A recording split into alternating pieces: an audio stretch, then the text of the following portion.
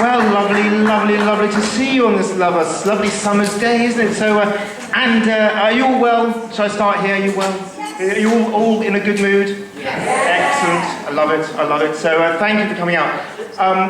I was going to tell you about my time at this year's Jack and the Green. Who went to Jack and the Green? Anybody? Yes. Good old Hastings, crazy Jack and the Green. I was going to tell you about my experience there, because stuff happened.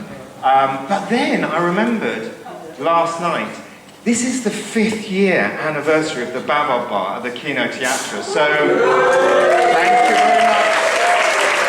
Thank you very much. So, 5 years down. We've been doing 5 years. Yeah, excellent. So, thank you. I'm just trying to milk that applause. So it's been... okay. Thank you. You're very kind, and you're very, very understanding as well. Because, well, it's been a thing, hasn't it? Have we got anybody in who was at the first ever? Because I thought I'd tell you about the journey, not the whole journey, because we'll be here for a long time. But was anybody in on the first ever night back in 2017, May 20? Anybody? No. It wasn't a great night, to be honest. But I know that Lou Witham is in, because I bumped into her outside, and she was, Lou, you were at the second, you were here in July 2017, and she's still here. So that's amazing, thank you, Lou. And about the time you moved down, I think, to St. Leonard's, so thank you. So, yes, well, it's amazing. It's been a journey.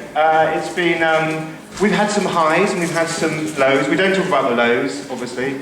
But in the main, it's been a wonderful journey. And we don't talk about the lows because you are such a lovely, tolerant and understanding audience that you just bear with me. And we all go on the journey together, which I think is rather delightful. But just for those of you that don't know, I kind of stole the idea for the show from a friend of mine, David Bramwell, who does a night in Brighton called the Catalyst Club. And I used to, years ago, I used to travel over from here to there to go to this kind of weird night in a basement bar in Brighton and hear these kind of unusual talks. And I used to think, what? I'm driving an hour every month to go and do this, an hour there, hour back. Maybe this could work over here. So a few years ago, I tried it over here. And David and I, we come and speak for each other, because I'd speak for David, and he has come and he's spoken at the Bavard Bar a few times, and which has been wonderful. And I kind of have kept the show similar to his, but as he says, it is very different. It's a different night. But the basic premise of having 3 speakers and not telling you what they're going to talk about, that I think is the key. Because I think that's great, and we both do that, and that works very well. At least it has to date. So you never know, and we all kind of go on the journey together. You see, to see what the night will unfold. So it's a lovely thing. But I thought what I'd do is, over those 5 years, I think there's been roughly 180 talks, because we did keep going online for a bit through some of the lockdown, and about, I suppose, 60 total shows, 180 talks, and we've covered all sorts of things. And I really, I can't say I've got favourites. That would be wrong. There have been some incredibly memorable nights, but I can't pick any favourites. But there's a couple of things I want to just to tell you about that have happened, and some you might remember if you were here, of course. So there's a clip I want to play you, because back in, I have to sort of do a bit of jiggery-pokery with the slides now to bring this up. It was about a year ago, 2018. Was anybody here for Glenys Jacques, who spoke about Requiem in the Forever Voice? Anybody here for that? No one here for that? Okay. It was quite a night, because... Sorry, there was. Someone was here. She's not here tonight, but she's around. Yes, Glenys is. Yeah, no, she's not here tonight. I haven't seen her here. But, so I'm going to play you just a clip from that night, because what Glenys did, she, unbeknownst to the audience, she secreted a flash mob from the Hastings Philharmonic Choir, and she spoke about Verdi's Requiem. I think it was a Requiem. It's way above my cultural head. But it was staggering, and she then invited the audience to sing, and this is what happened. When you sing it, okay? Are you ready? Let's go.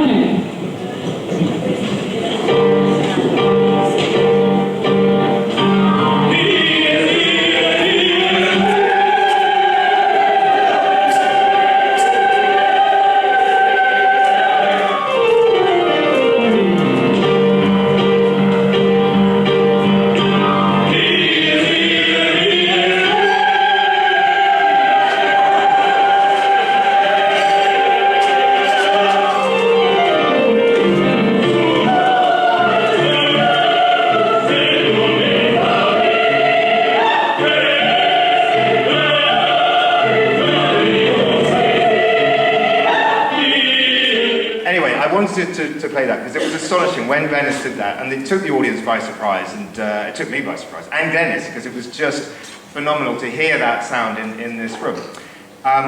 Culturally, way above my kind of ticket. But we have had, this is the lovely thing about the Bavard Bar, that you never know where it's going to take you, because where else, we've had some astonishing nights, where else could you go and hear about Schoenberg, crop circles, and the menopause in one evening? I don't think there's many places that will cover that sort of ground. So we had Glenys doing that, and there's one other clip that I wanted to play you, because it's kind of more on my level. Who was here when Tim Pilcher spoke about the James Bond theme? Oh, you were here for that. There's a few. Do you remember he got the audience to play the James Bond theme on kazoo? So I have a clip of it, and it's just, for me, I said I don't have any favourites, to be honest. This is my top achievement in my life. Okay, so let's try it again. Okay, so remember at first, just the blues and greens, okay? So here we go.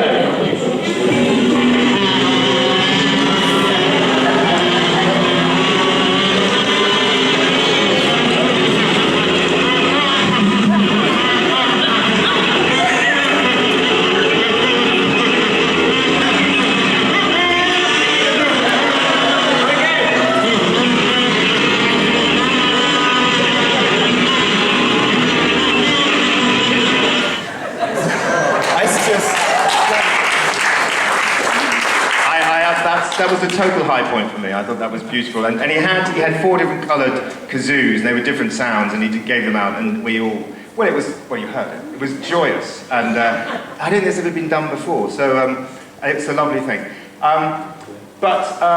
So we have had some, we've covered loads of different areas. We've obviously touched upon some really important subjects. I have one rule at the Bavard, which is I never have speakers talking about religion or politics. That's the only rule I have, really. Although one did sneak in once about religion, and it was, we don't talk about that. It's a long time ago, and it stunned me, because it was a real ambush, and we forget about that. But so I don't have religion, I don't have politics, because you come for a night out of entertainment, not to have sort of, stuff. But we did once, we had a guy, Chris Parkinson, he gave a brilliant talk about the eating habits of politicians, which was remarkable.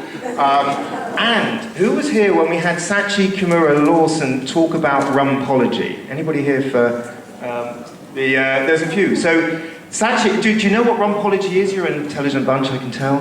Rumpology is and it's an actual thing, it's an ology, it's reading bottoms, basically, it's bum reading. And there's a famous bum reader, well, was now, Jackie Stallone, she was a very famous bottom reader, and Sachi Kimura Lawson came over here, and she is a bum reader, and she gave a talk about reading people's bottoms. And it was brilliant. I mean, it was kind of ridiculous, but I kind of afterwards I said, look, I need to go and have my bottom read. So I did, and I did it for you at the time, because, well, you here, but the following years. But she's not, this is a trouser on bottom reading, she's not some kind of weirdo. But she did say I had to wear tight trousers, so I went over to see her at her house, and I stood, it's very odd, but I stood at a distance from her, and she, I clenched my buttocks, and she read my buttocks, and it was fascinating. And I'm going to show you now, because those of you who weren't here for that, she drew, I don't know if they're people that lived in my buttocks, I'm not exactly sure. I think what she did tell me, no, I know, it was, I think from my buttocks she was able to tell that I had lived here before in another life, and in that other life, in the 18th century, I was a female Russian aristocrat, and she drew me. And that's me in the 18th century. But not only that, she said, actually, you were married, and you married very well. You married this chap, and that was my husband. So there you go. So we do. You can see, we cover lots of highly important stuff. She also told me, and I will share this with you because those of you who don't know about rumpology, and it is a thing. You can look it up. She told us that night. She said that when reading buttocks, your left cheek is your past, okay? And your right cheek is your future. Okay, so that's the delineation there. Of course, what she didn't say is what your crack is, which I assume in the world of New Age stuff is the present moment. So that's, I guess, where we're all living. So it's a good thing.